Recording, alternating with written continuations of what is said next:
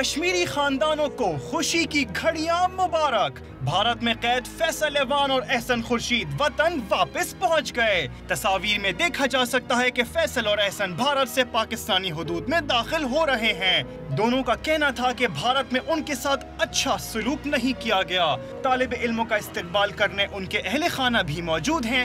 Faisal Evan के बड़े भाई डॉक्टर मुस्तफ़ा ने भाई के आने की खुशी को नाकाबिले बयान करार दिया।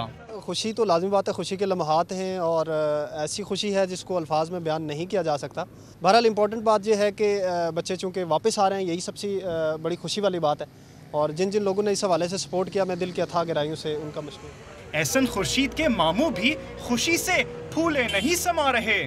बच्चा बिछड़ा हुआ अगर वापस आ रहा है तो हर इंसान को खुशी होगी, इससे हमें भी खुशी है। और हम अल्लाह ताला का शुक्रिया अदा करते हैं कि उन्होंने ये मौका अल्लाह ताला ने फराहम किया। फिर आप लोगों का शुक्रिया अदा करते हैं।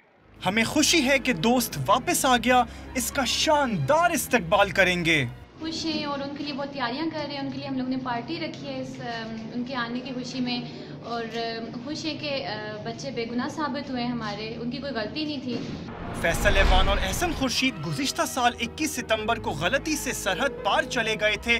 भारत सरकार ने उन पर उड़ी हमले में सहूलतकारी का इल्जाम लगाया था, तहम बेगुनाही साबित होने पर रिहा कर दिया गया।